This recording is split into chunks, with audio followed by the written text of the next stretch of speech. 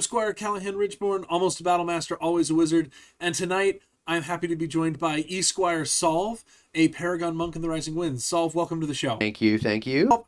How did you get started in Amtgard? So it's actually a pretty funny story. I don't know how many people can say this, but I know it's more than just me. Watt recruited me. Okay. I just like showed up to my local park one day while I was playing Ultimate Frisbee with another like group of hmm teenage boys, handed us a bunch of phone weapons and was like, I'll be back Saturday. Yeah, it's just like 20 teenage dudes in high school This is showing the up to our ultimate Sky recruiting Harbor plan. park. Yeah. This is a fantastic recruiting plan. Just, okay, that's so fun. All right, what is your favorite kind of battle I game? think that I specifically like two types of battle games. Mhm. I like either League of Legends or Hell Let Loose for anyone who knows what those games are, right? I like very structured, clear and concise win objectives, or I like very open terrained scenario. I think when you cross those a little bit, it gets a little too muddy for me, but I play very similar video games to those two games a lot. And like I really like the competitive meta driven data of League of Legends, and I really like the freedom of choice that terrain scenarios give me. Okay, I can see that. All right, why did you start playing Monk? Honestly, it was because I sucked at Amtgard, Oh, which really? is probably yeah. I mean, I feel like a lot of people start there. You show up to park, right? And in my case, it was Sky Harbor with Watt. There's an old player named Bino there, and there were like some like pretty good veterans that would come, and then there were like 15, excuse me, 15 other like teenage boys, a few teenage girls that played Ultimate with us as well. But once like those people kind of faded out and there was less fodder, it was very easy for the wizard to be like, "You're not doing anything," even in V7, Okay. right? And so like I actually started with Assassin. And when V8 happened, Assassin was kind of picked up by your warlord. Like a lot of warlords and like really, really good stick were playing like super assassin. And like your friends would be like, no, they're gonna play assassin. You need to find something else to play. And so that's when I started playing monk. It's like, well, if they Okay. can't cast at me, I can kind of just use class games as extra practice for trying to be a warlord and trying to get good at fighting. I can see that. Why do you still play Monk today? It's just the best. It's just so much fun. Okay. There are good classes hmm and then there are fun classes. And I think Monk gives you the best of both worlds, especially in 8.6. Now that we can wear armor, we get a little of extra layer of fat, you know? We get a really good assortment of weapons. We hmm get a pretty good, arguably the best non-archetype class right now. And we get the freedom to be a flanker and when we get caught to just leave. So it's Right. it's super fun. Um, to just go into battle games and kind of have abilities that make me good. I have the skill that makes me good, and the kit allows me to have the freedom of choice, which a lot of classes don't have. And Okay. I think that's why I have so much fun playing Monk. I can see that. Okay. What is the fictional character that best represents Monk? You ever seen Iron Fist, the I Marvel haven't. show? Yeah. Yeah, I feel like it's kind of that Okay. that Iron Fist character. What's his name in the show? Danny. Danny plays Iron Fist or is Iron Fist. hmm It's kind of that like, classic trained in the mountain. At least Okay. that's how I've always seen it, Yeah. from the deep Chinese mountains comes this random character who shows up and you try to hit him with a spell and they're just like, "Nope, not me." And then you kind of freak out and you're like, "Oh, I'm in trouble." Wow. Okay. And that's kind of like, a lot of people, I know you play wizard a lot, so maybe hmm you can like comment on this, but I get casted on so much as a monk. And so many people get upset because they realize afterwards, they're like, "Oh man, you're a monk. Oh no, I can't believe I almost blew that entire spell on you."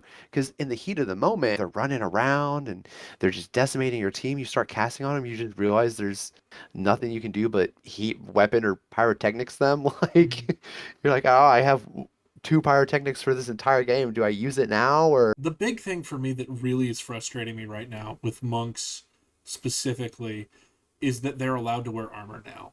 And I It's absolutely hate this change because I don't care that monk can have armor. I care that they're allowed to have armor, and so are anti paladins. and from a distance, what sash is that? Yes. And that Yep. is a huge problem because it used to be you could tell like that dude's wearing armor, that's an anti-paladin. No armor, probably a monk. Yeah. And oh, are you where you like if you've got a pole arm and chainmail on, what are you? Well, and to kind of bridge on that, I honestly think right now the best way to play monk is to just play base monk Mm-hmm. because you get scab greatswords. And the same thing for anti-paladin. The fact that anti-paladin have scab greatswords right now too, it's like you see these two guys both running around with greatswords and they're just decimating anyone and they both have armor and they're both wearing grayish sashes. It's like, Right. Well, and you need the all right, which opposite one of you solution for is each one because the monk needs the heat weapon and the anti paladin is immune to the heat weapon. If you were both vulnerable to heat weapon, I would care less because then right? it's just you heat weapon problem solved. But now it's like, okay, am I casting wounding? Am I going to cast heat weapon? And you feel like an idiot, right? Like I get done casting a spell and they're like, I'm an anti paladin. Well, all right, thanks. Well, Honestly, it would probably be like horrible for the eyesight. I think we should just change monk to pink. I don't hate Just that idea. give them a pink sash. It's the most what I found at least the most recognizable from like what colors we have right now. And if it's confused with a healer, healers can have shield. So if you see like Yeah. maybe a burnt out like sash behind a seal that looks pink, you know, oh that shield wearer is a healer. There's no way they're a monk. I would like to see some things change with our color code because like you can tell the difference between a paladin and a wizard, right? Mhm. Those are easy to spot. I think that barbarian and assassin should switch colors because all the assassins are always wearing black anyway because Yep. they're little edge lord 14-year-olds trying to or they're really good players. But Well, and black is the most common color sold for gambesons, yes, so which let's is put exactly where they point out at. So it's mhm, like, of course, I'm going to buy the easiest accessible armor for my class at the easiest weight for the best price. And right. oh, it just happened to be the same color as my sash. That sucks for everyone else. So if you gave them the nice white sash, then it'll stand out like it's nothing. And then you could put Yeah, black on somebody else. Like if we were gonna switch them all around, I think that that'd be I would probably give assassin the white sash. I would probably give the bright colored sashes to the marshals that so they stand out better from their armor and behind those shields, and then yeah, give some of the more dull colors to the casters. Like, and then you've got people would have to get really used to it again, and it'd be a big kerfuffle as everyone freaked out and was mad about it. But the druid anti paladin barbarian unisash is a problem because I've seen some pretty yeah. gray white sashes and some pretty pretty gray metallic silver sashes that are passing, and I'm like, Yeah. Well, and especially if you're wearing like, a slightly dark barbarian sash because you washed it one too many times with other stuff, and then your tunic is black or gray. It's just gonna kind of like meld into those black gray, and you're right, like, is that guy playing a monk? Wait, was that? I can't really tell. right, Okay, I heard the raging can. Oh, he said adrenaline. Okay, cool. Now I know. But now it's a little too late because he's already killed two of your teammates. right. Well, and if you're coming up to a line, it is so difficult to get someone's attention on a line. Like I've got a big voice for casting, right? I very rarely have trouble, but if I'm like, "What are you?" who am I talking to? It Yeah, I would also like us to see a specific rule that states your sash must be hung over the opposite shoulder of your I shield. would very much like that. I'd also really really like to start I mean, it would definitely get somebody mad, like big mad, but banning, like kicking people off and saying, go find a real sash when they come out with like a shoestring. Those shoestring sashes, they're like, oh, I'm embarrassed to be playing this today, so I'm just going to kind of hide that as much as possible. No. Yeah. Well, and like we talked about this before. Mm-hmm. We're really blessed to be in the RW when it comes to class gaming, but also some of our artisans, like Gmaul, just selling an entire pack of perfect beginner sashes for Mm-hmm. like $12. It's very It's probably reasonable. it's probably a little bit more. It's probably like 20. But you get one sash of each class, Mm-hmm. and for $40, you and your best friend can have two of each sash, and they're nice. They're exactly to measurement. They're seamed, like you it's know. it's not that hard to have a correct sash that is nice looking. Like, and I know I'm extra. I know I'm extra. I'm a try hard. I iron my sashes if they start getting too Yeah, wrinkly. That doesn't feel like, if you're going up to a kingdom event, wash your ice balls, iron your sash, look nice and ready for the field. You know? yeah, yeah. But I mean, we've gotten off the trail a little bit. Let's refocus. We'll stop bashing on those poor peasants with their shoestrings. But what makes Monk stand out unique from all the other classes? I mean, I think the uniqueness is a little less in 8.6, but it's definitely Enlightened Soul and Missile Walk, right? Mm-hmm. Being able to just touch an arrow or a spell ball and just completely negate it and stop whatever chaos that wizard or archer or scout or assassin ensued for your team is pretty awesome. Especially when like you're wielding like an 8 foot pole arm. You Mm-hmm. get that like that clean like boom, and you look at them in the eye, and you're like off weapon, and they go, yeah, yeah, all Yeah. right. I think that's definitely the most unique thing about them, even if we share some things with Barbarian now. And then secondly, Sanctuary. I think that Sanctuary is, while it shares some feelers with other spells, it is by far the easiest to use of them and the most Okay. accessible. I mean, you get Sanctuary at third level, or you could Right. be a couple months into your park day, and if your park is making you level the class you're playing,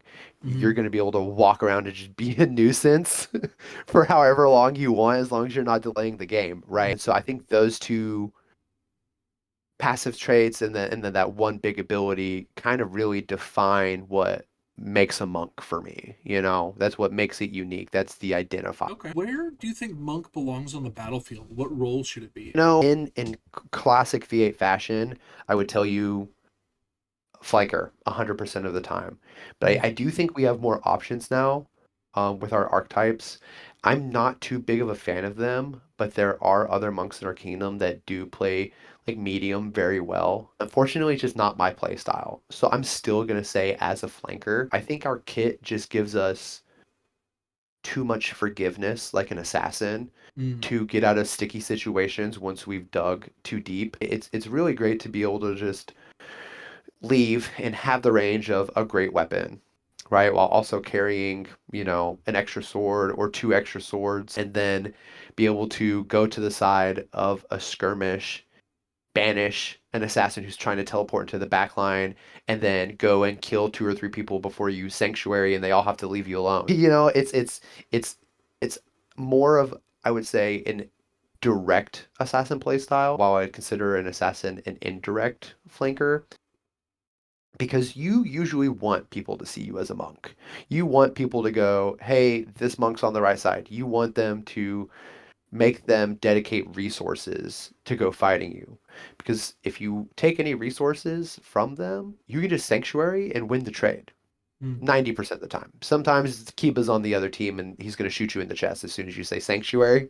Right. You know what I mean? But for the most part, if you can missile block and sanctuary your way out, you you took valuable resources away. And so I think this direct flanking is kind of their calling. There are some other really good direct flankers too, I think anti-paladin is like pretty Oh, much okay. tied. I could see that. But for the armor and stuff like that, we really want to focus on dwindling resources away to kind of create an advantage for our team instead of a lot of people will maybe play monk as like a hero. They're like, I'm the monk, I'm gonna go and Mm. 1v5, and unless you have this stick skill or maybe a super awesome Paragon wizard right behind you to help you, you're probably not going to be able to do too much direct killing, Right. right? Our game is to cause mischief and mayhem while like looking them right in their eyes, while maybe an assassin is mischief and mayhem while stabbing you in the back. I gotcha. Yeah, Okay. So, which of the monk abilities do you like the best? honestly, it's probably Enlightened Soul. It's I know pretty. it's controversial, right? But like, I don't know. I'm not the best fighter.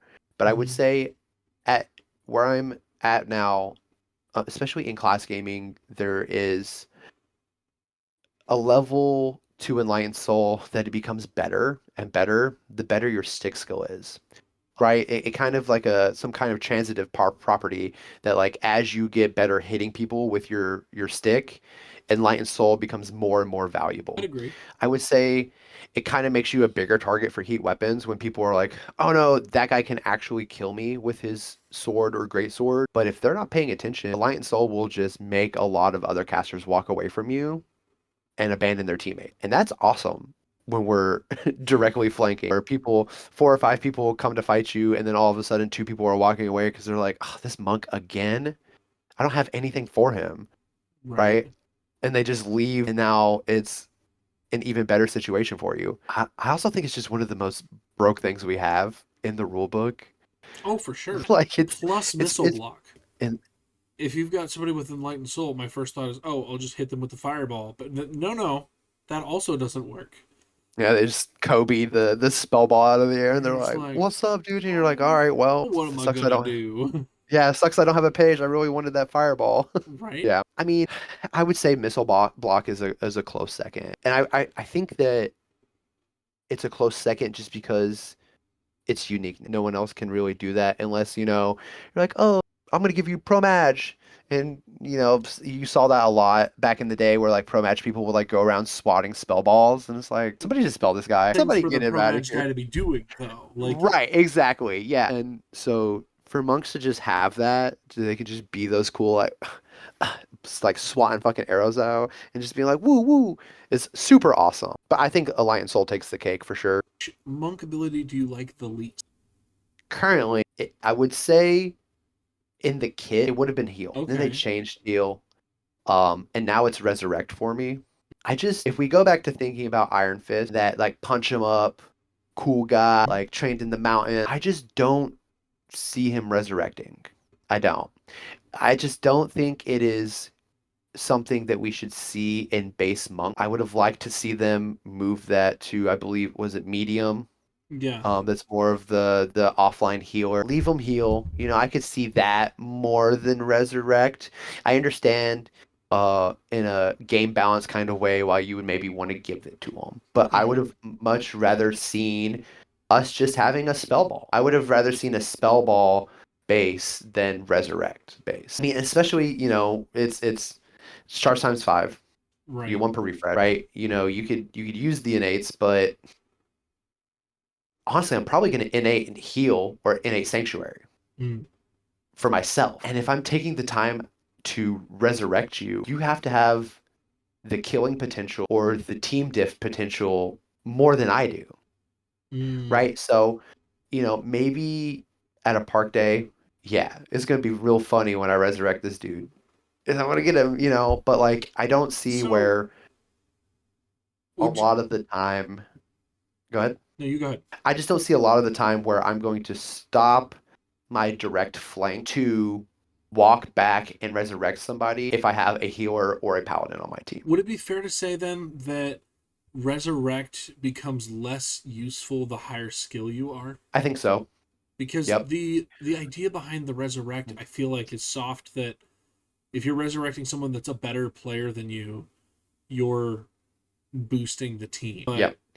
if you resurrect, some rando and then have to charge times 5, that is time away from you being where you need to be. And so unless they're a Well, high value target, that feels like it's not as useful. well, and it's kind of the same argument I have with the medium and mystic archetype right now Mm-hmm. is I don't think they give anything to monk players. I think they are only flavor, which is personally where I would like to see all archetypes be. Mm-hmm. I would like all archetypes to make classes work. I think that flavor in Amtgard is more important than later unlocked skill. I think being able to come in as a level 6 Paragon Monk and playing the Mystic in a role-playing manner is way cooler than being an Infernal Paladin right from the get-go because it's better than base Paladin, which is Right. a whole nother discussion, right? Right. But I think that um, we should have really seen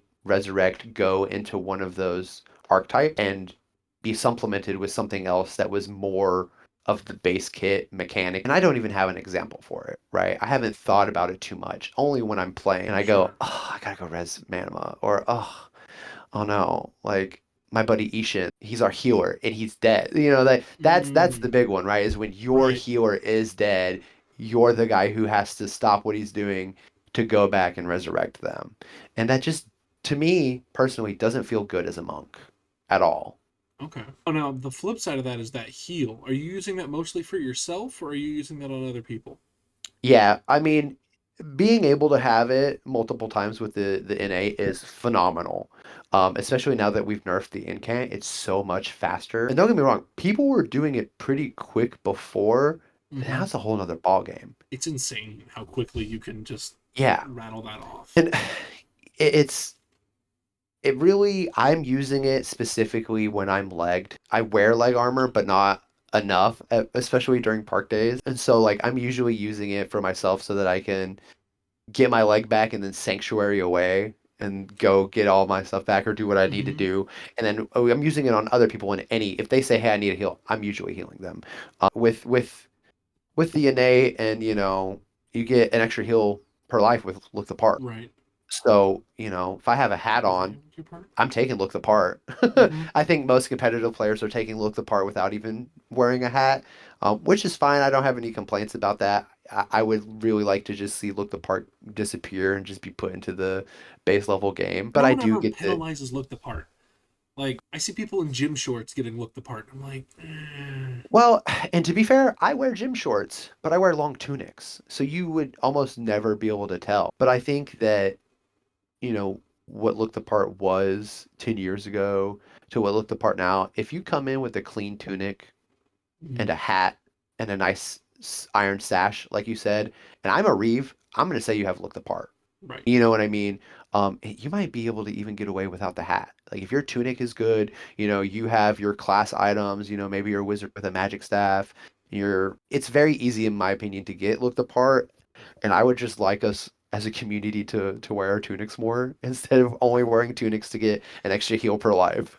right. But yeah, I don't know what it would take, but I'd love to see an event where they like made it hard. Like if we announced it like for a Rising Winds event, we're like, hey everybody, Bridge Wars, looked apart is gonna be really hard to get, but we're gonna triple it. So if you like put the effort in, you can get insane value, but also it's gonna be difficult. You're gonna have to like really look the part. Maybe we yeah, I could don't start boosting I don't look the know how part. long you've been playing, but we used to have some like pretty crazy events. We used to have an event called Knoblander, and we used to have an event called Zama in Kentucky, which was Zombies Ate My Amtgard, where Oh, I've yeah, it I've not was been around for either of those. Zama was my favorite. It was a um 48 hour, really it's more like 24 hours, um class game. Okay, Where once you died, it was a one life class game where once you died, you became a zombie and your purpose was to kill the rest of the class gamer. And I would love to see something like that where, like, hey, you better have a wizard hat. If you're playing wizard and you want that extra point, yeah, you better.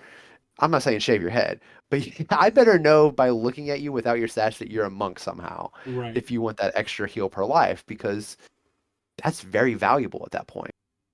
And not to say that it's less valuable at something like Bridge Wars or something like that, or any of our other events, but um, I think those very long scenarios where your single life are so much more valuable. We should be more strict about look the part, and announce it like you Right. said. It's like, hey, guys, this is a full role-playing class gaming event. You're gonna have 3 lives total or whatever. You must have look the part to get it, or just take it away and just give everyone their abilities that they're putting behind look the part. Yeah, yeah, I feel like it would be more like some people do not put enough effort in, and I'm probably in that camp of not putting Yeah, enough effort into my own costuming because it's so easy to get looked the part. It's just assumed. Like I've never once not gotten looked the part at a Kingdom or Grand Duchy event, and yeah, so it's not. I don't feel any incentive to burden myself with more role play element to yeah. get that point, and it also Well, doesn't feel like it's that big of a perk. I think in some classes it is, in some classes it's not. But 100% of the time, if you have a Paragon help you with your spell list or a Paragon explain your class to you, they're always going to include it.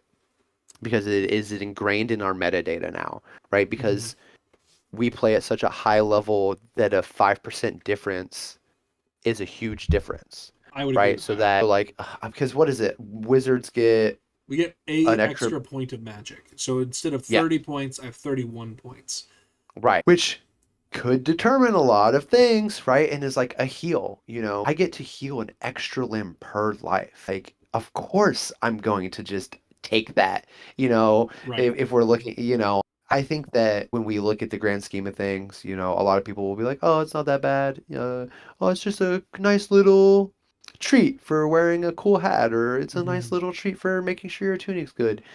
But in reality, it kind of shifts our expert level of gameplay. I think you're right. Okay. So what about Banish? What are you doing with Banish? Bye bye, assassin. No, like I don't know. There's nothing better than seeing an assassin walk across the field insubstantial, Mm, still trying to be kind of sneaky because they don't want to get tracked, and then they get to exactly where they want to be, and then you send them walking back, mm. right? Not in a death way. There's something sweeter about banishing them because They they don't get it know they're back. still alive. Yeah. You know, they're yeah, like they didn't even die and they had to walk back. Hmm. It's why I really like Lost as a spell too because it's just Oh, so it's good. It's like just go take a annoying. walk, man. Yeah, go take a walk. You're not even good enough to get killed by me. Right. So it's I think banish is fun. I wish you know it had a little bit more use. I think there are some special interactions that we have with it where people are forcing themselves to go insubstantial and stuff like that that you get some extra value. But honestly, it's kind of just the cherry on top of the kit, right? It's not a scab great sword. It's not you being able to have heavy thrones or enlightened soul or missile block, but you're never gonna say no to having a banish on your No, list, it's a right? useful spell to have. Yeah. Like as a wizard, if I came up to you and was like, Callahan, do you want a free banish? Yes. Yes, I do. Please.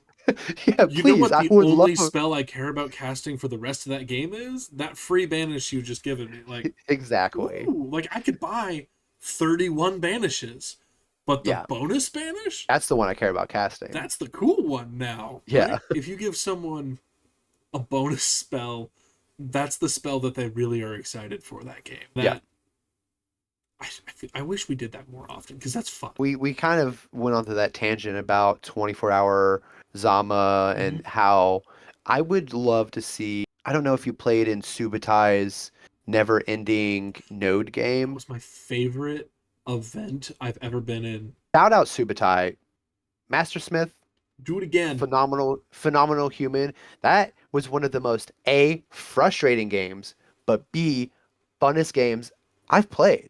And 100% it was at yes. a March event.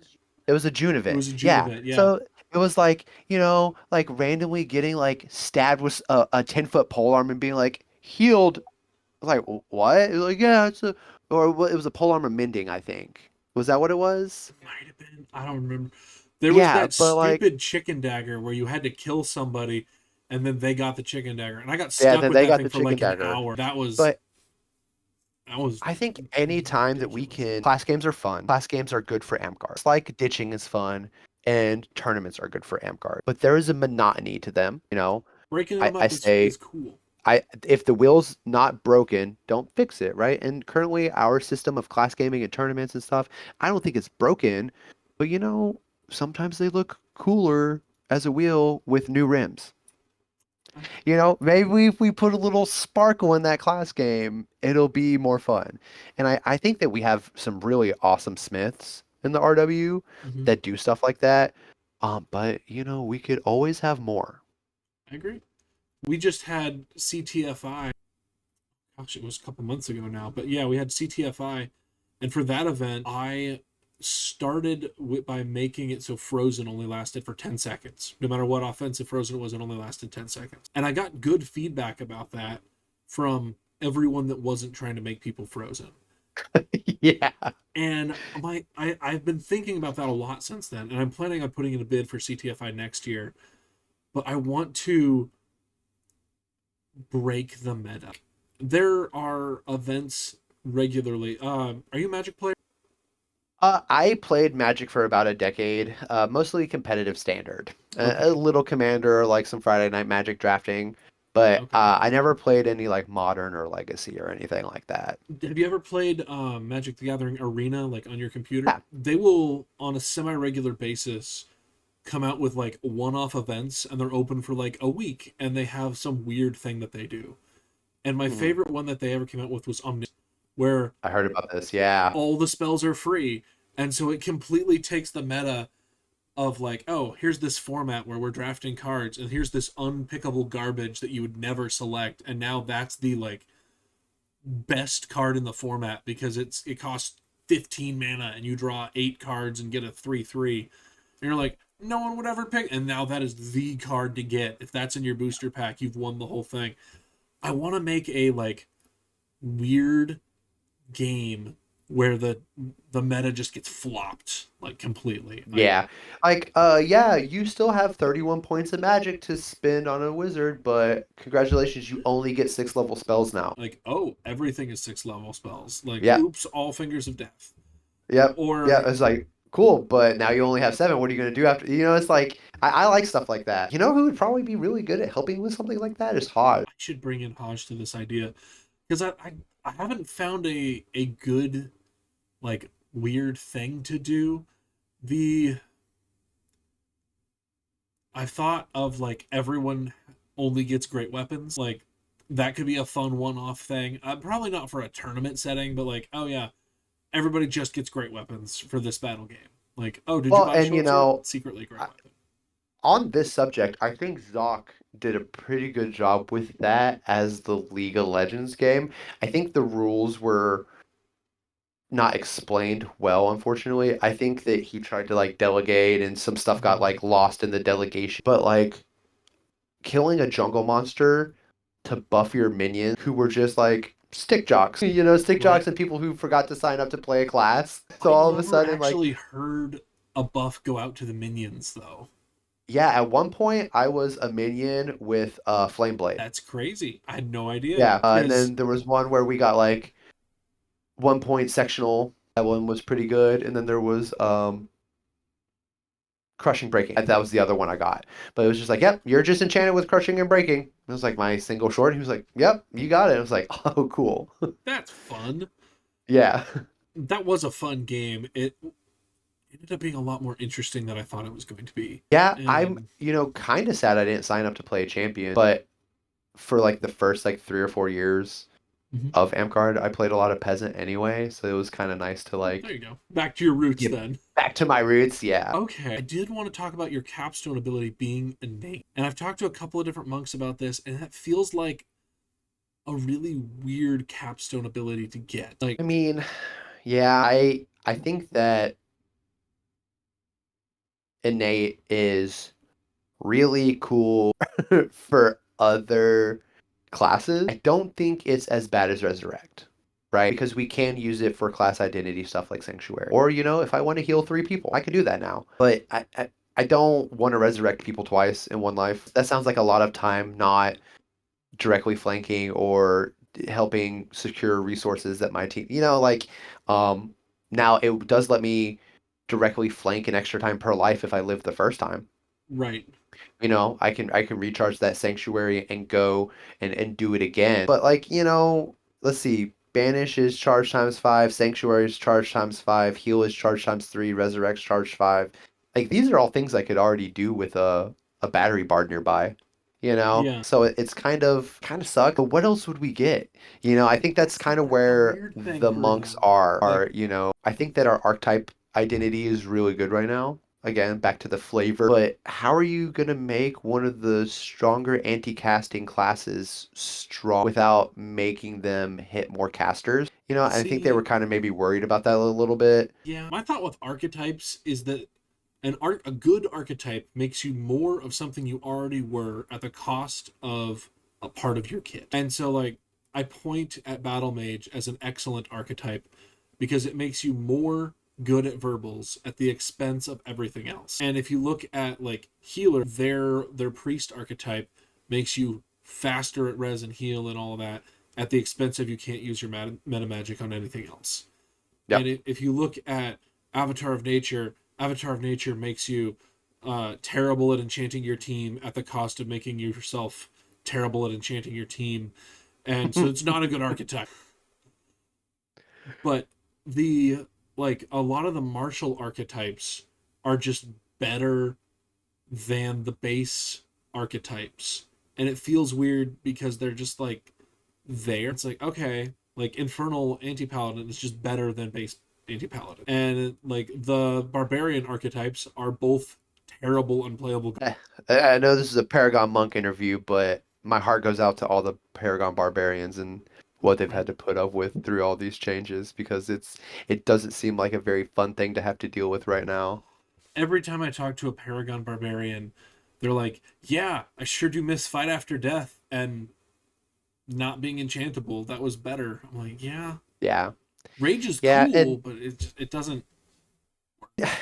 for me it's, I understand the argument behind fight after death. There were probably more injuries related to that spell or ability, however we want to define it, than any other one, right? But Rage I, is I so think strong what though. happened is it goes back to flavor. We took that away from them and then we made them a worse monk. And that's not what a barbarian is. We need to get back to like figuring out how can we make this class feel like a barbarian. I don't know if you know Sir Warlord Madness from Grim Garrison. He was at Battle Cry this weekend. He day tripped. But he is a really good barbarian. He was a really good barbarian before the changes. Mm, And now he kind of just walks around like playing a monk, Like you start casting him and he starts raging. Like instantly, it's like, right. oh, well, okay, well, hey, have you thought about playing monk? What I And want I've to said say it to him every before. time. The problem with rage is that it eliminates the skill ceiling. It raises the skill ceiling significantly, but it also drops the floor out. Because fight after death, 7 seconds, completely invulnerable, kill as many people as you can. Great. Everybody had to worry about killing you, and it was the catch up mechanic. Like it felt like, okay, they've even the warlord had to worry about that random, level 3 barbarian stopping fight after death because what are you gonna do? But Well, and it was I don't know if you were ever told this, but one of my first things I was ever told to do to barbarians was never hit them in the chest, always hit them in the leg, like that you was the know? thing you did was like, okay, well, and a barbarian wearing 3 points on legs, like, ooh, what are you gonna do now? Yeah. Well, and I think that with the changes too, inadvertently Wizard got a buff, right? Because Battle Mage is so much stronger now because we just take as many heat weapons as we want, and we run around just shooting heat weapons at the monk and the barbarian, and their entire class game is ruined. Yeah, And it's it's like, oh well, they have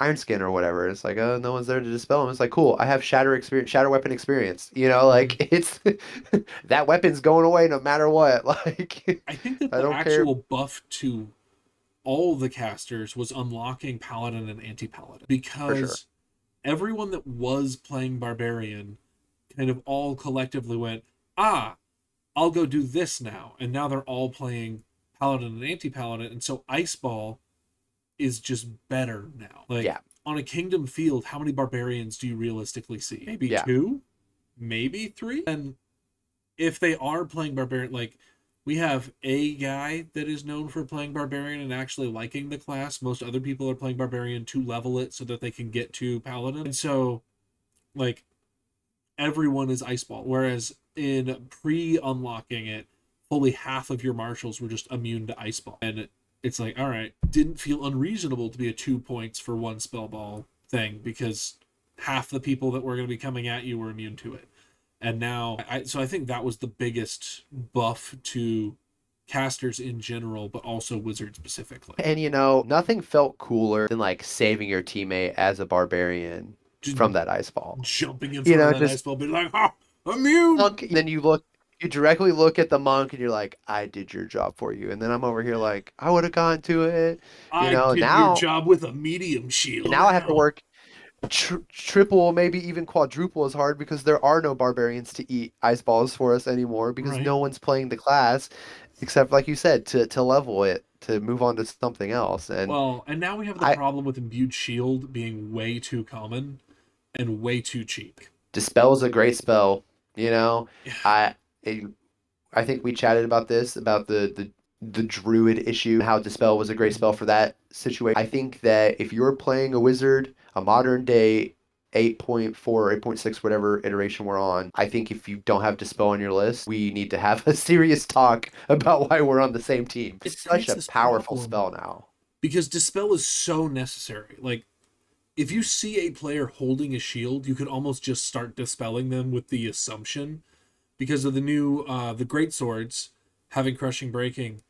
If you're not hardening or imbuing your shield, it's gone. Right? Yep.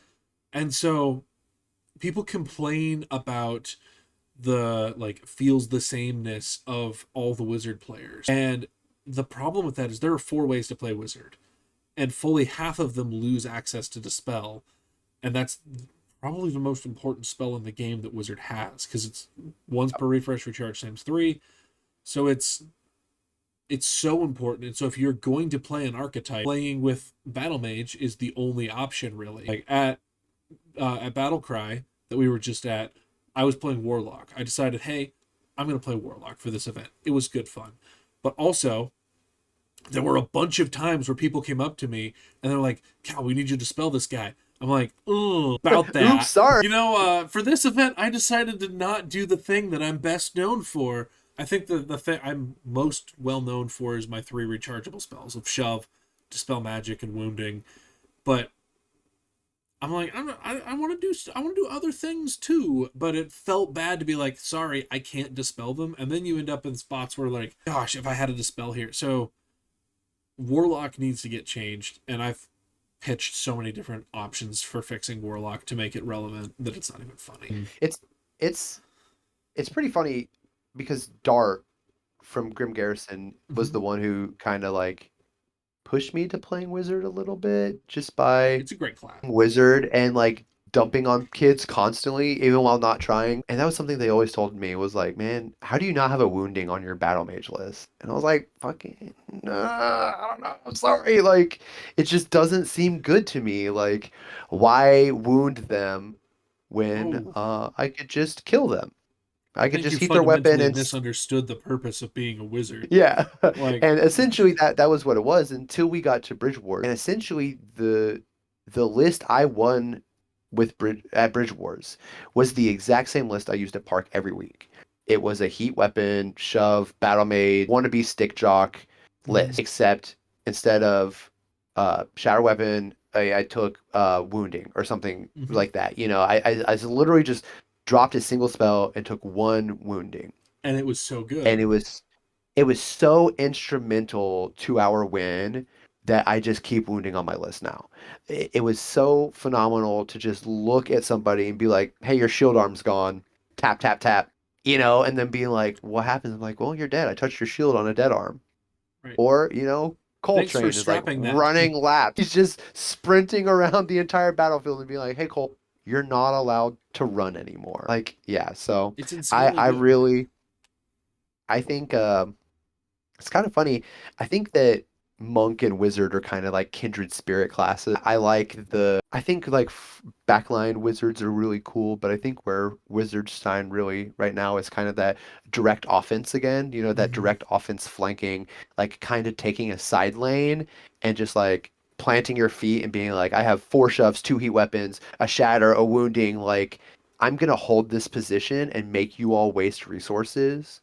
And then when you kill me, I got all my resources back. So it's actually worse that you killed me because I'm gonna come back and do it all over to you guys. Like, You and I get think it. that You like, get the yeah, wizard is like if you've got a line, if you've got a pair of lines, the wizard is like right here throwing things this into that line to just mess with people. And that hmm monk can do a lot of the same thing. And it there's they're a lot to go they're on. just doing it with weapons. That's Yeah. all. Instead of doing it with spells, they're just doing it with their plethora of weapons. And I think because what happens when you cast at a battle mage? They run Command suppress. away. Instantly. They're gonna suppress you, and then now you're a target. Right? And it's the same thing. If you put a monk too deep into water, they're just gonna go, okay, I'm leaving. Yeah. See ya, sanctuary. And you're kind of like in these, one-on-one engagements, you kind of don't want to fight these classes. Hmm. Especially if they are experienced at their class. I'm not even saying they have to be paragons, but when you kind of look at someone, you're like, play a lot of monk, or "Ooh, I Hmm. know that guy plays a lot of wizard." It's almost like the level of value you get from having these classes and your like direct offense flanks. The value's huge. If you have two of them, if you have one of each, if you have a wizard and a monk holding like a trail at Battlecry together, it wasn't this year, but last year, Air and I, Master Air from Grim Garrison, Hmm. Paragon Monk, um, Paragon Monk, Air, not yet. I don't Is it? think No, not yet. so. She should be. She should be. Shout out Air. She should 100% be a Paragon Monk. But we were on the opposite side of the bridge where the Mm-hmm. tree line is, Hmm. and she had two 8-foot pole arms, and I had four shoves and two heat weapons and shatter weapons, and we Yeah, had no a one's battery crossing the guard. bridge. Yeah, there were three of us fighting 20 people. What are you gonna do to that? Like, it's so draining to try to squeeze two people on that bridge, and air is just stabbing you. And if you do by chance have, an imbued shield or something, then Solve is shoving you.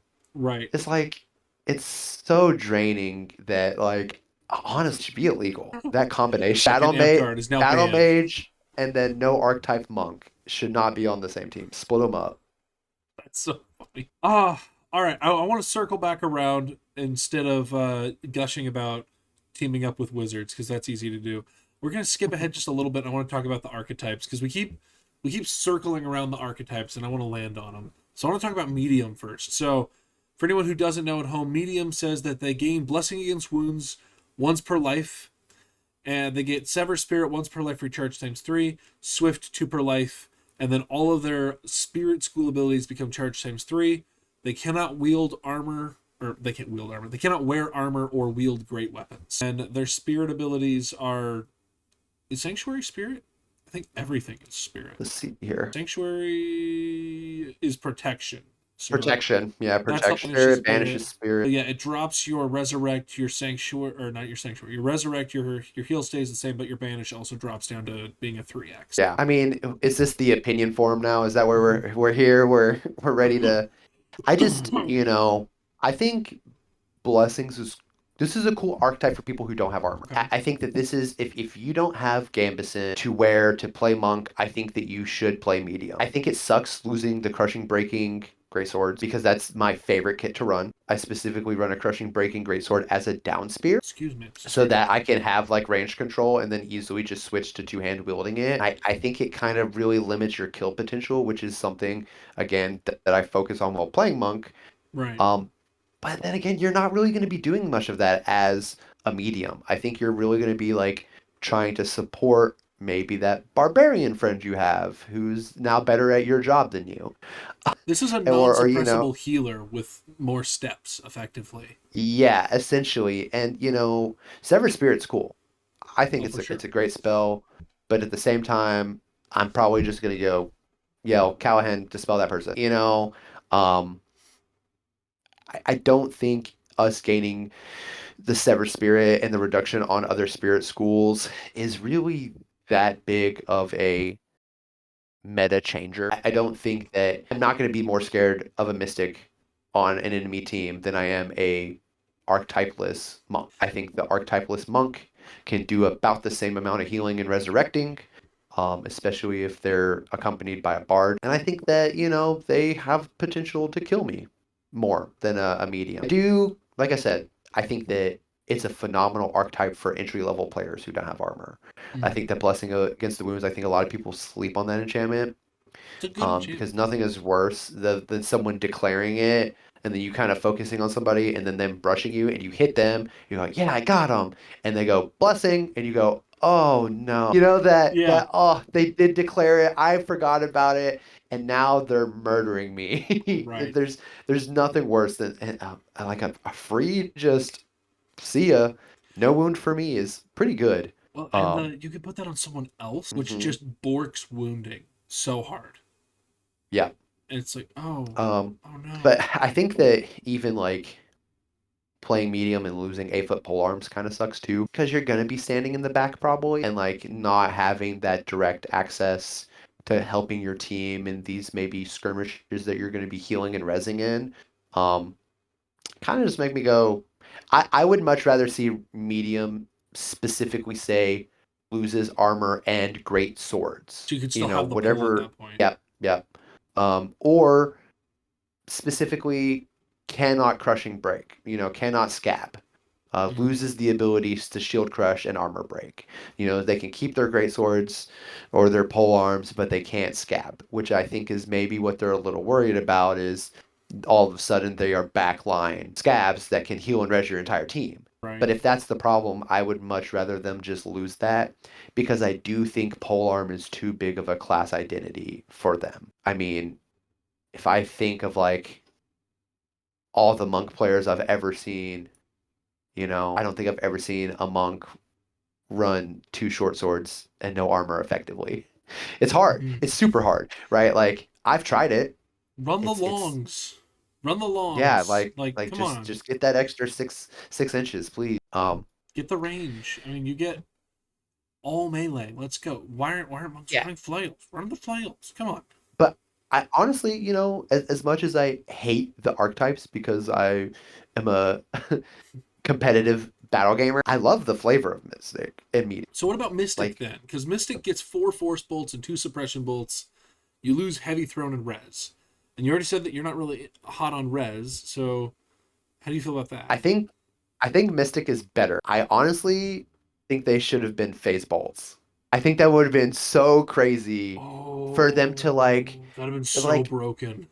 yeah, like key blast, right? Like Yeah, they're key blasting you and they're like phase bolt, right? I think it that would have been definitely much couldn't be cooler than 4. right. Right. Yeah, that's a whole Ooh, nother modification. that'd be But I don't know. spicy. Suppression bolts are cool, That's an you indirect know. druid nerf if you gave him 2 phase bolts. That Yeah, but I think it would be more of that inline flavor that we're it talking would about. be because I Um, hated the force bolts. The force bolts a bad spell ball. well, I lost Heavy Throne for those. That Heavy. sucks. I'd rather have the heavy throne. Honestly, I'd rather have the Heavy Throne, honestly, because you most of get the time weapon I breaking find heavy and throwies throw better than light throwies anyway. I'm mm-hmm. more accurate with heavy throwies.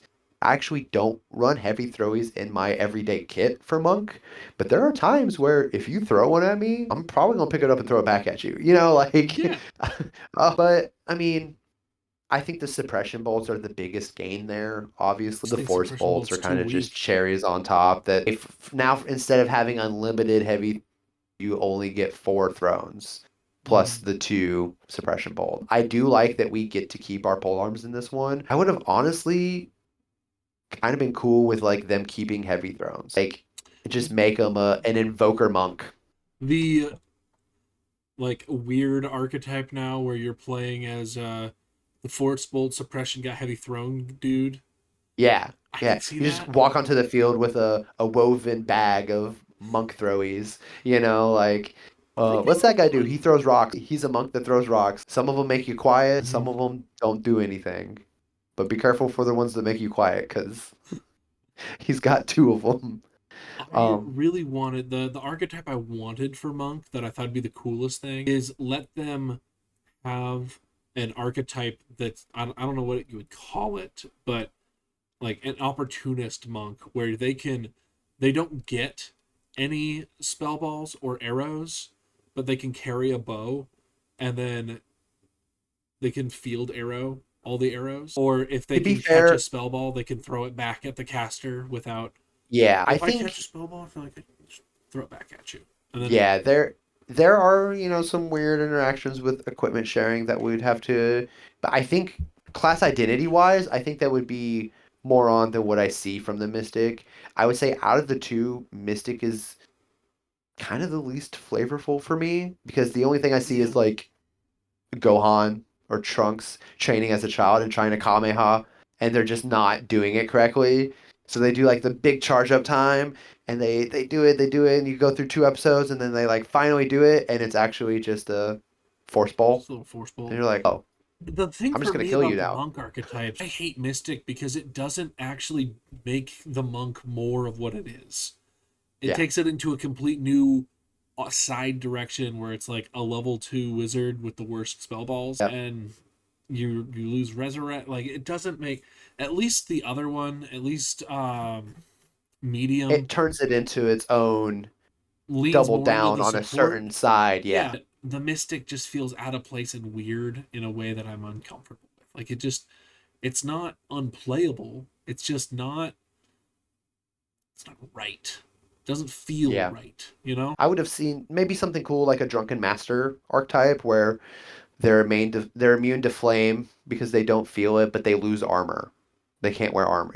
Something along those lines Mm, where we see maybe since we have a healing centric archetype, we see more of a fighting centric archetype than see a that? thrown weapon. I just don't see very many monks fall in love with the fact that they can have heavy thrones. I see a lot of monks fall in love with the fact that they can hit their friends and not be casted at, and then run away in Sanctuary. And I would have like to see an archetype that kind of like somehow leans on that a little bit more, Heavy thrones you feel know? weird because it also messes with sanctuary. Because sanctuary, you can't have anything, right? Voluntarily touching or carrying weapons in any fashion, and then the heavy throne does count as a weapon, and so you Yep. get that weird moment of like, okay, if you're carrying heavy throne, if you try to sanctuary, now you have to go back to base, and so it like, Yep. So I've seen two examples of the way I would play it if I actively used heavy throw. There's a guy named Raukon from the Grim Garrison.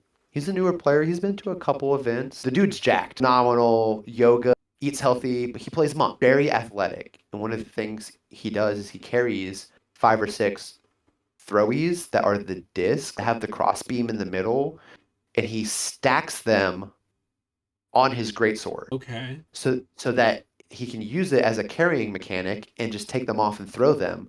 But when he drops his greatsword to go into Sanctuary, he also drops all of his throwies, okay, I can see that. which is real nice.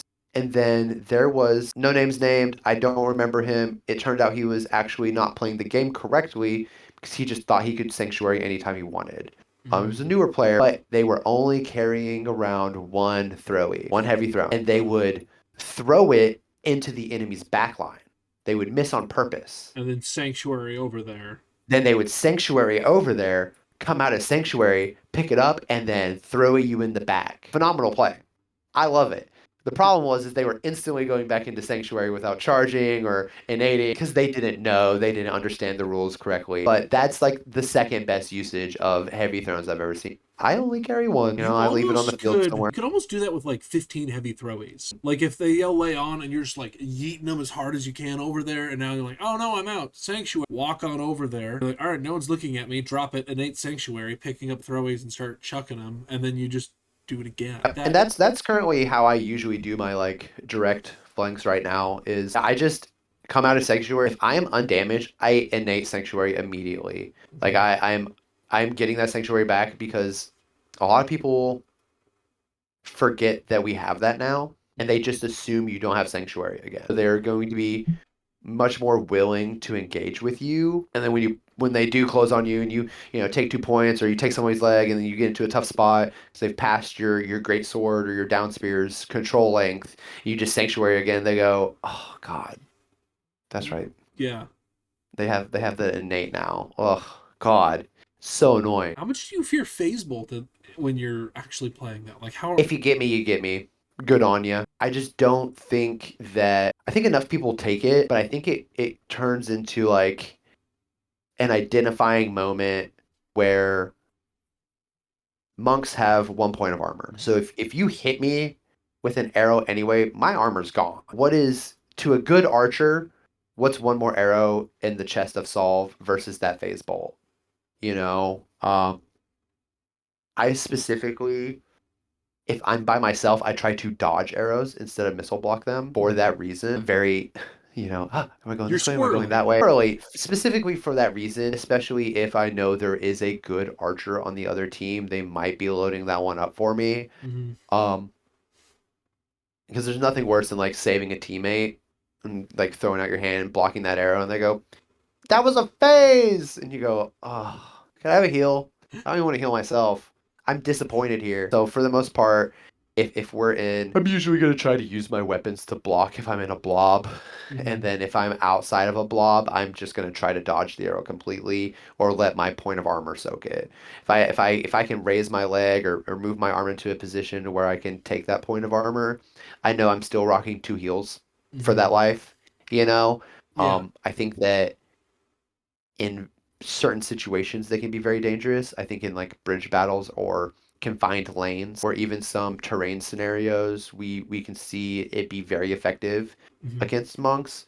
But a lot of people won't play monks in those scenarios because it's hard to directly flank like that. You're Yeah. either in the front line or you're indirect flanking. You're teleporting into the back lines. You're Right. getting tracked. There's not a lot of like situations where I can see um playing Monk. Like that battle cry this year, I played Monk once, Hmm. unfortunately. Even though I love playing it, it's like, I'm gonna run through the woods and get attacked by mosquitoes to, come out and be sanctuarying or something and immediately get hit because I'm in a trail this wide and I have nowhere to dodge to, and they're gonna go Right. phase, and I'm gonna go, okay, fair enough. Yep, that's right. That's what I get for indirect flanking. I can see that. Monk is in a weird spot for me right now because now they can wear that point of armor. It used to be that a monk was like the ideal enchantment host because they couldn't wear the armor and you could only make them more deadly. So now, what is the best way to support the monk class? Like, what is monk looking for? So, to be fair, I think that Iron Skin on a monk is still phenomenal. Okay. I still think it's the S tier enchantment for monk because armor is hot. It sucks. If your battle game is going to be longer than 15 minutes, and someone's like, "Hey, I can take 3 Iron Skins or whatever for you this match," I'm taking my Gambison off. You know what I mean? I'm Yeah. taking it off. I'm going to move faster. I'm not going to gas as fast. I'm going to have more time to actually play the game instead of trying to maximize my breathing and my cardio. And they can't heat my weapon. It's literally a win-win for monks. I lose Mhm. a single point of sectional Gambison armor, and I get 2 points and immunity to flame. That's awesome. It's such a good enchantment that even barbarians should take it. It is Like, a really good one. it's and the fact that like people still don't immediately look for it to dispel it is pretty bonkers. I think it gets dispelled a lot on Rising Winds fields. Mm. Um, We're just about because happy as a we've culture. had, yeah, because we're so ingrained to use dispel. But I mean, I've seen, Butters, Sir Butters, he's a Paragon monk from way back in the day, Mm. right? And he played in May and he was playing an armorless monk, right? Mm. With Iron Skin, and he was just tearing through the field. Mm. He had a long sword and a short sword, and he was just hitting people, and no one dispelled him because by the time they realized, oh, he's playing a monk with Iron Skin, I can't heat his weapons, I need to dispel. Okay, you know, Butters, ambulant, blah blah blah. Oh, he's gone. Good players protect their enchantments. That's just how it Yep, is. yep. Like, And so, um, I do think, we can make an argument for an abuse. I can see that. Honestly, use a great sword. Use a great sword, and your your your range increases with the use of a great sword. You can use it as a down spear if you have a good great sword. Even a bad great sword you can use as a down spear as long as you're careful with your mechanic. But I think that we have enough boffer technology nowadays. I make great swords, and I think my great swords come in at like right at like 16 ounces, which is like slightly heavier than a Belagarth sword. They're like a blue, like Yeah. so like and Watt makes great swords. You can get great swords from Winter's Edge right now that are like Mhm. super crazy light. Or Lily Sunshine makes great swords that have a longsword attachment that you can convert them. There are Mhm. plenty of places to get awesome greatswords right now. The amount of striking surface you get as a down spear to hit people with and stab people with, and then being able to two-hand it for scab is by far 200% stronger than the single point of armor we got. I see a lot of people worry about the armor and like maybe like taking the enchantments away. Well, they have the armor now, we don't need that. Putting Iron Skin on and having a great sword that you can't heat is what you should be scared of. There are some I feel that. fast monks in the Rising Winds, and they will scab that shield off you if you get dispelled and you don't have imbue faster than you can re-enchant it. Yeah, so they're maybe Flame Blade. I don't know. I think It's Iron a Skin's just S tier. It's just so good, honestly. it's a really really powerful enchantment for you guys because it Mhm. closes up your one main weakness, and that is just intrinsically amazing. Yeah. Well, and I mean, there are some pretty fast dispellers here. I think that anyone listening in the Rising Winds that wants to play Monk and thinks that Iron Skin's gonna save you, be aware. You're gonna I think eat the that's the thing dispel. is you're gonna get dispelled. Whoever's giving you Iron Skin, if they say they just have one for you, it's not worth it. Mm-mm. You're gonna be a target. I also recommend taking a break. Do not immediately go back to whoever gave you Iron Skin and said, I got dispelled. I need another one. Because you're gonna walk right back out and they were watching you get re-enchanted. And while they were watching you, they were recharging their dispel. Maliciously And you're charging, yeah, yeah, yeah. and you're just gonna get dispelled again. It's really good to take a break from your enchantment usage. It's also a pretty expensive enchantment, so don't burn your whole 30-minute class game in the first 5 minutes because then you're just a monk without armor who can now have their stuff heated, and that's not fun. Mhm. Believe me, we played that type of monk for years. Now, there's also nothing that says you can't put the Gambeson on again after you're done being enchanted. That's true, but I mean, walking off the field, and getting your Leave it at gambeson, and spawn. Leave it at putting the spawn. pants on, then putting your shoes back on, and then putting your jacket on, and That's then what your being death like, count is uh, for. You just hop in, you're ready to go. Come on, it can't be that bad. Battlecry was the first time I've had a 60-second death count in a Kingdom Rising Wins event in like 2 years, I'm pretty sure. Oh man, It was a straight up 60 death count, and I think Zoc ended up reducing it because it was just so long. we run 60-second death counts. Do You we? Yeah, haven't do been we? paying attention. We run 60-second death counts if you call death because you got hit by a spell ball. Because whenever I died As a at Battlecry, it took me like 2 minutes to get back to our spawn point because it was Yeah, it was back there. you need to go to the Heart of the Swarm spot. I know what game you're talking about. We didn't have Heart of the Swarm up for our team. It was bad. We did, I and it was know. phenomenal. That's why your team won. Is that Heart of the Swarm being there? Yeah, York came in clutch. Oh, York for just standing there for 45 minutes Just and do nothing but Heart of the Swarm. if it works, it works though. That's the bummer about Heart of the Swarm. Like if you could like leave a totem, be like, here's the Heart of the Swarm, everybody. It's this totem. I feel like everyone would be using it all the time. But the fact that you have Yeah, to stand there makes it less fun. it's very much one of those I'm sacrificing my enjoyment to gain enjoyment of my friends having fun type thing. I'm winning second-handedly. If they win, I win.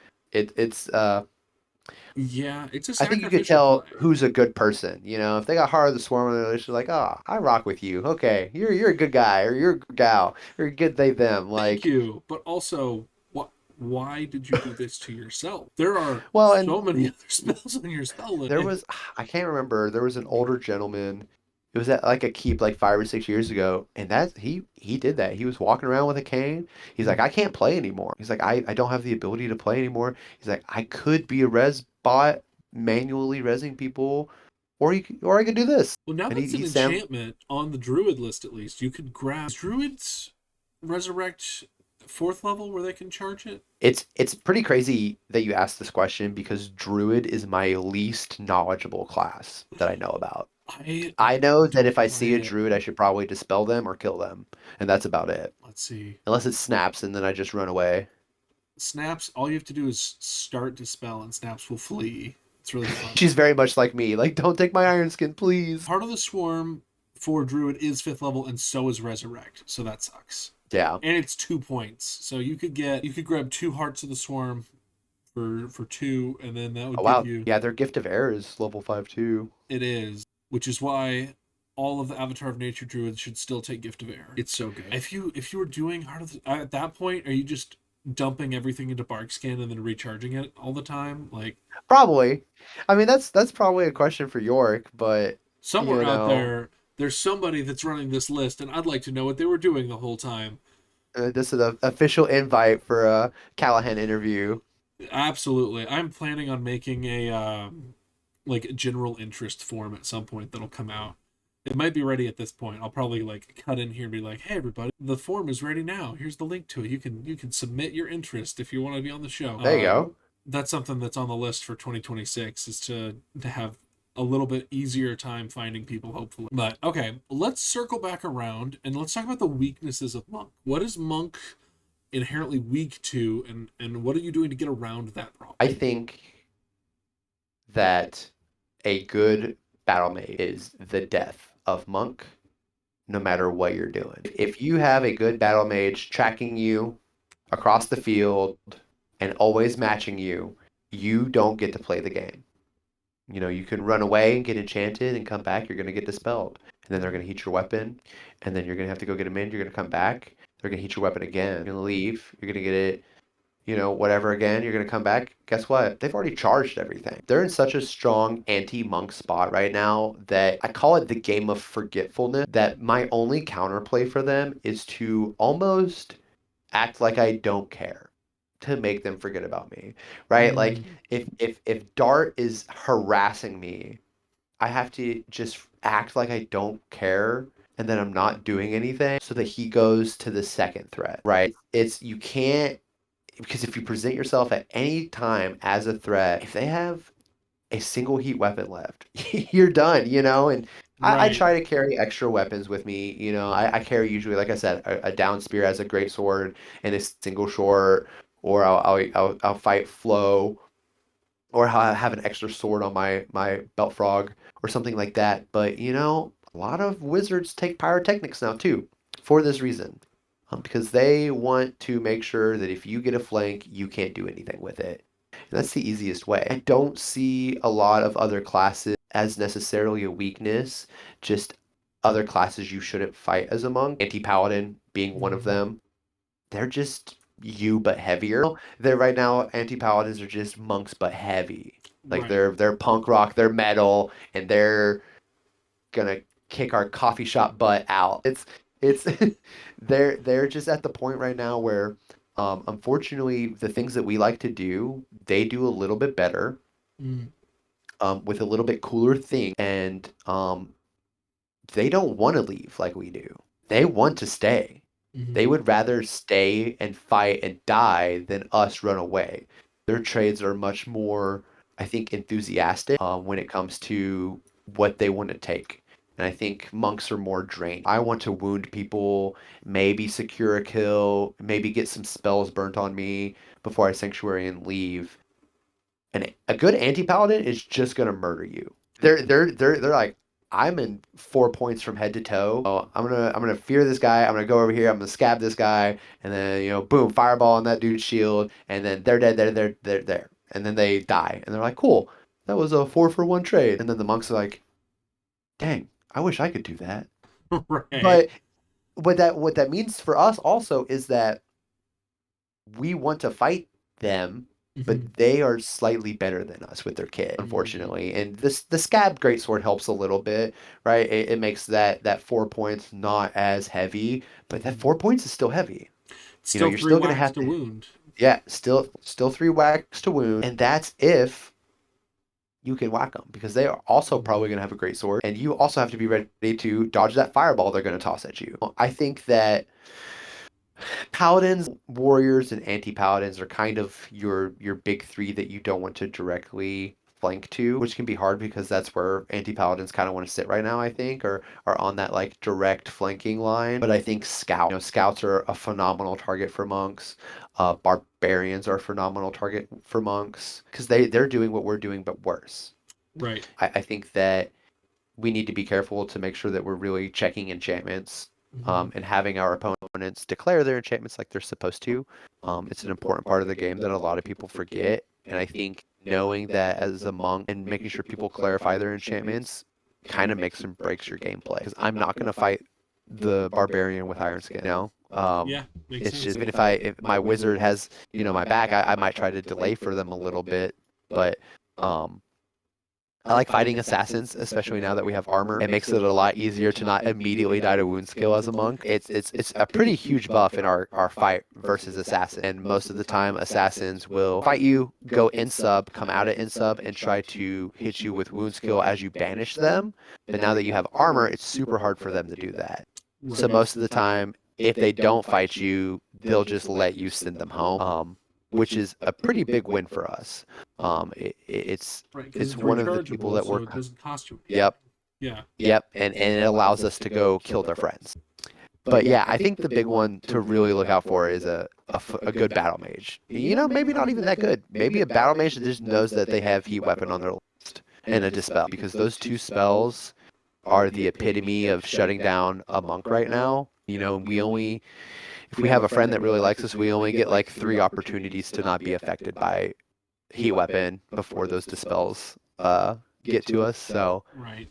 I think that in longer battle games, while they keep their per lives, it can be very frustrating as a monk unless you know how to do the forget me mechanic, which honestly came from playing assassin, right? Because you kind of like look at the grass and you're like the outfield kid. You're picking grass and you're like looking in your mitt. And the pop fly comes and you like miss the ball on purpose. And you're like, I don't want to play baseball. But then when you go up to bat, your first at bat, you crank a home run, and everyone's like, "Is that the outfield kid?" And you're like, "Yeah, well, I love batting.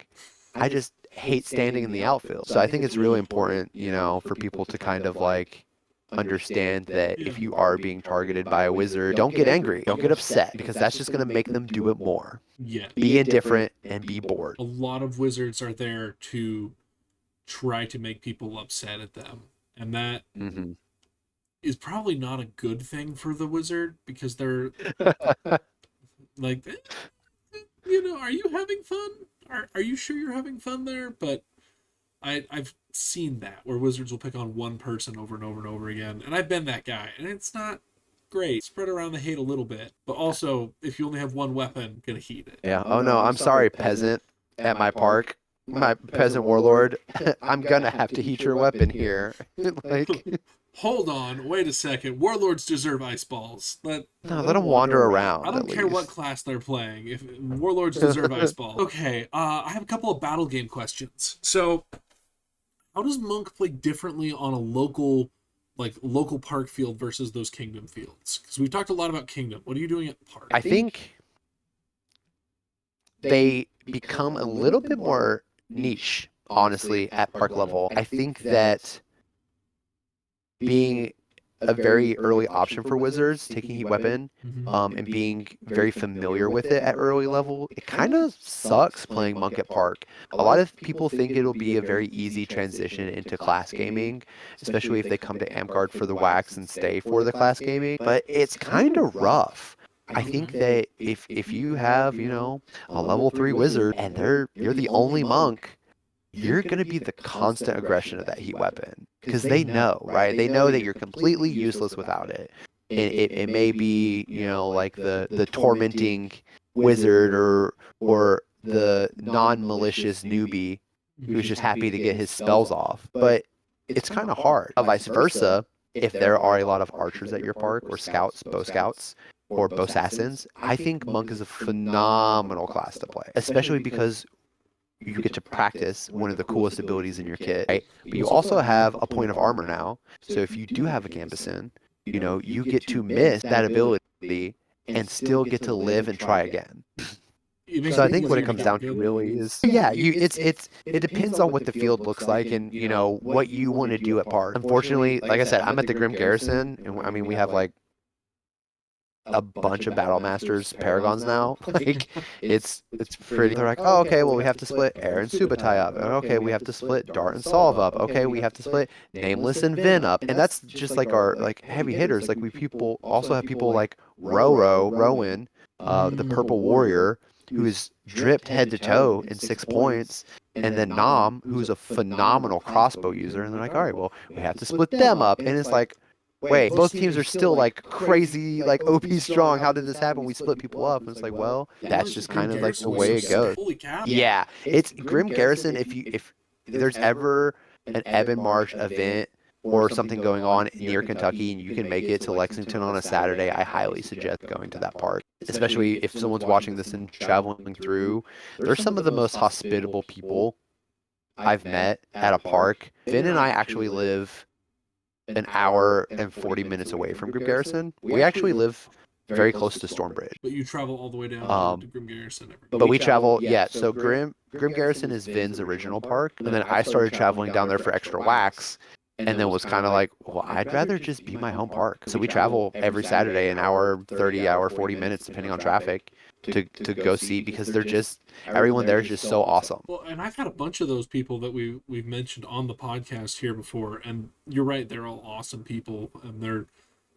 really knowledgeable, and I didn't realize they're all at the same park. Yeah, so it's kind of like, while I want to be like, oh, like my park level fights aren't kingdom level adjacent, they kind of are. Yeah, There's it's just like less little body. miniature, yeah, little miniature kingdom days essentially. Well, what do you think the minimum equipment for playing monk is? I think that, we've kind of touched on this, but now that we have 1 point of armor, I think it's really important to have that gambeson. And if you're not using a gambeson, to either A, make sure you have somebody who wants to give you iron skin, multiple times prefer, or B, look at the mystic. Especially for park days, I think the mystic fits a lot better into park day play. Just kind of circling back to that question beforehand, it's not as punishing, right? You don't get punished as hard for not having the resurrect and the heavy thrones. You get to kind of like, honestly, pelting somebody with 4 force bolts back to back at park day sounds really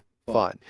Yeah. But I think that definitely having the gambeson or someone who's willing to enchant you, or understanding that you need to play mystic, is the first step. Other than that, we can kind of do anything.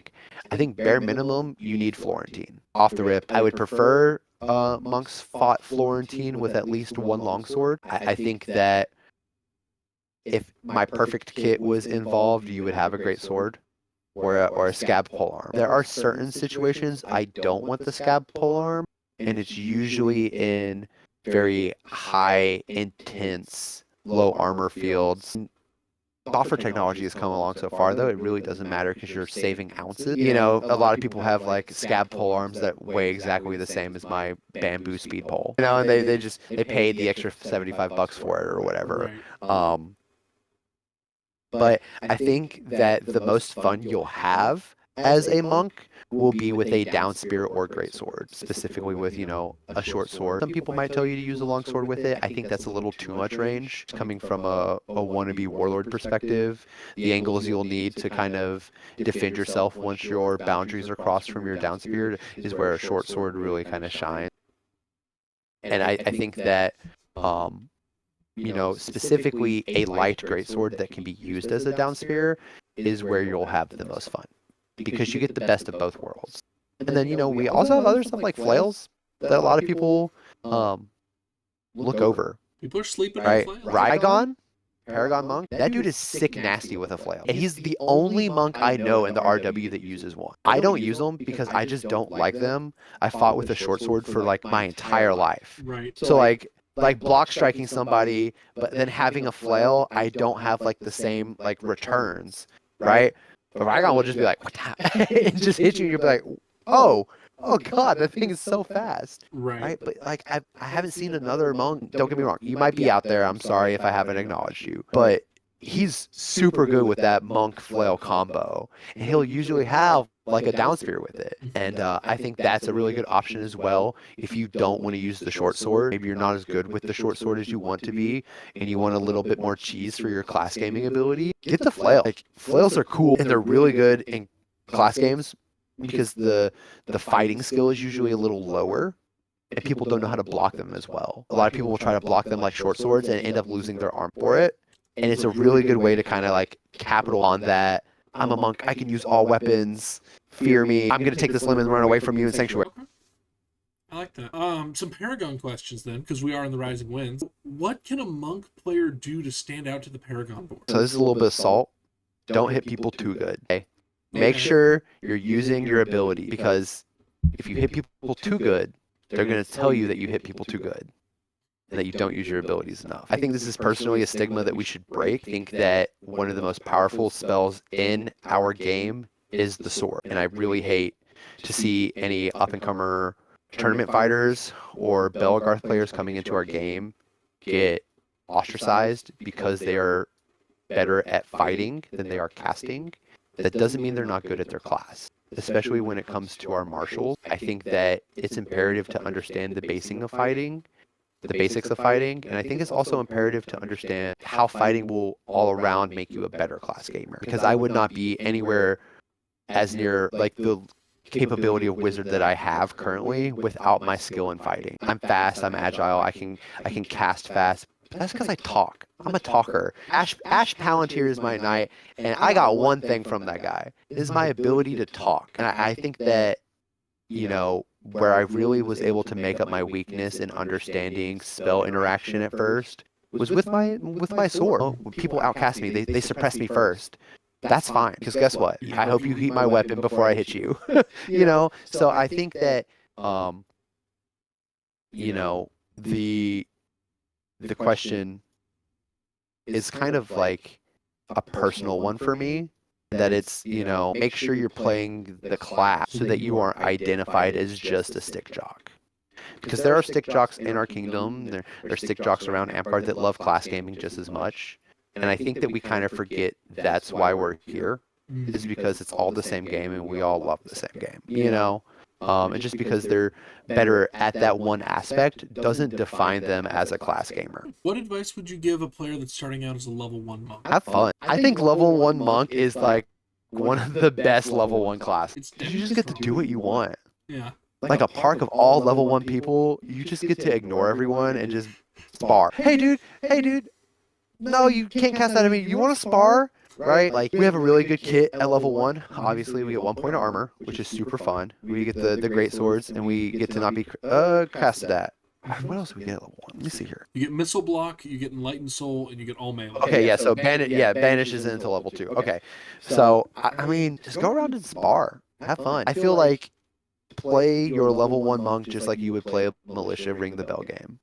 Like, run around, have fun, be out of breath. You don't have to worry about these long res incants until level 5. Right. Or you don't have the cool sanctuary until level 3. Like, I mean, technically, I guess if is that how Look the Park works? Is you get your extra spell at the level you No, obtain it? You get it. You get it at level 1. Yeah. So I guess you could run around and heal somebody once per life if you wanted to, but in reality, there's probably a level 1 healer already doing Right. it. Like, be the Lightning McQueen, be speed, run around and be fast, and because the level 1 warrior is probably playing warrior with like 3 or 4 points already. They're not going to be running around too much. The barbarian's probably also going to have some armor on, so this is going to be you and the assassin running around each other while the scout tries to track the assassin. You just hope the scout's on your team so you don't have to kill him. Yeah, all right.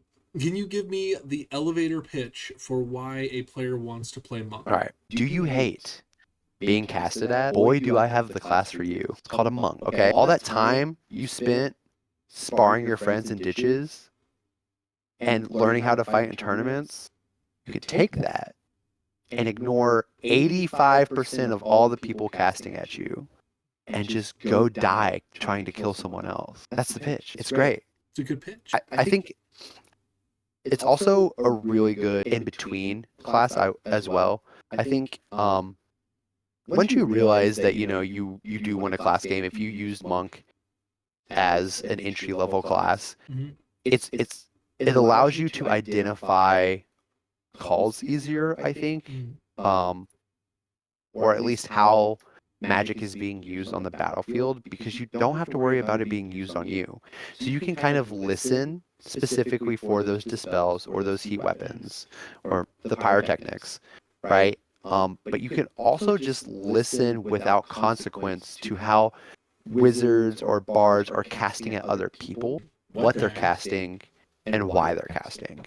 And I think that's a really cool thing that we kind of look over. And I think that's one of the reasons that it's kind of unspoken, right? That we use as an entry-level class for people, because it gets them used to class gaming. Not necessarily because they can't be casted at, because it gives them adequate time to start to understand how the mechanics of our class gaming system work. They're in the mix, but they're not constantly being directly targeted all the time. And I think that feeling of confidence can go a long way into other classes. But that's not the elevator pitch. That's the deep I need you to invest $1.2 million pitch. That's fair. All right. I've got 3 questions for you, and then I'll turn you loose. So, first off, you just got your Paragon Monk. What is your next goal? What are you working on now? So honestly, I'm at kind of a crossroad. I have a Bridge Wars win. My 3 like favorite classes. I have one as a wizard. I have one as a barbarian. I have one as an assassin. Unfortunately, I don't think I'll ever get one as a monk. I think that Bridge Wars just isn't a place for it. Unfortunately, like we had that talk before, that kind of like direct offense flanking isn't really too much of a thing, at least in the current like meta of what we call Bridge Wars games. So that's kind of like side table. I've been chasing Warlords since 2012. I'm 1 win away for that. I've been chasing Battle Masters since it came out. I am technically qualified, but I know another Bridge Wars win would definitely kind of put the nail in that coffin. That would be my 4th. I would really like 2 back-to-back Bridge Wars. That's I think that's the goal of Yokai right now. Is really trying to maybe cement that we're here to stay and we're here to rock in the Rising Winds. Is two Bridge Wars wins back to back. Our first year we took 2nd. I think that if we maybe had a little bit more preparation with each other as a company, getting to know each other's strengths and weaknesses a little bit more, we could have won. But I think having a 2nd and a 1st in our first 2 years is pretty awesome. And then after that, I think it's just gonna be to chill for a while. I also have a bunch of dragons. I make a lot of awards. It's kind of like my chill at home thing. I like to paint. So a master dragon would be cool. Getting 3 belts at once would be cool. No expectations there. You know, like it would be awesome if it happened, but do I see like Warlord and all that stuff happening in the same 6 months? Probably not. Probably gonna have to take some time and do each one kind of individually, because they're at that point where like, all right, this is the 100% effort moment, you know, like You gotta really focus on one of them. yeah. I gotcha. All right. Is it okay for people to come up and talk to you about Monk and other things at events? 100%. I'm super opinionated. Preferably, whatever I'm doing at the time is what I probably want to talk about. If you see me ditching and you want to learn how to fight, please feel free to come fight me. If you see me sparring, same thing. I'm probably just trying to work on my fighting.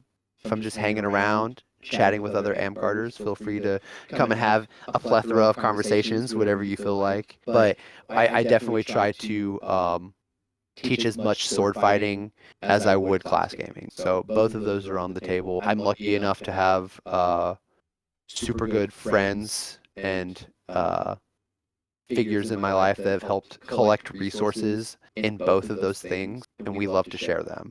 So when it comes to fighting, if you need charts or understanding in class gaming, you know, how spells interact and stuff like that, we have plenty of resources that we're more than publicly willing to give to people. They help a lot.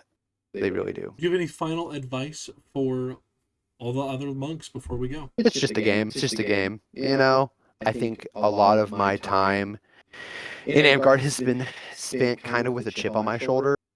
And honestly, I don't think I would be where I'm at without that chip currently.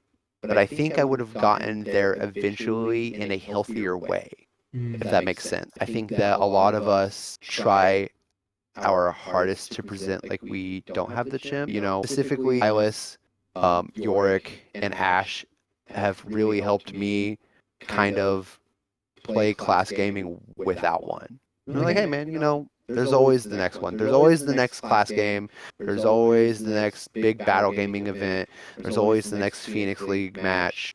Like, it's okay. It's okay to be upset, right? But this game shouldn't be your identity. It shouldn't be what you give your life to. This is a hobby where we all have fun, and if it's not fun, we're doing something wrong, right? I agree. So if you lose and you have fun, then you're still doing it right. And if you win and you're not having it fun, you're doing it wrong. Well, thank you to Solve, the newest Paragon Monk in the Rising Winds, for being on the show tonight. It's been really great talking to you. Thank you to you, the viewer. If you made it all the way to the end, please subscribe for more excellent battle gaming content. Get down in the comments with any questions you have. and I will see you in the next video.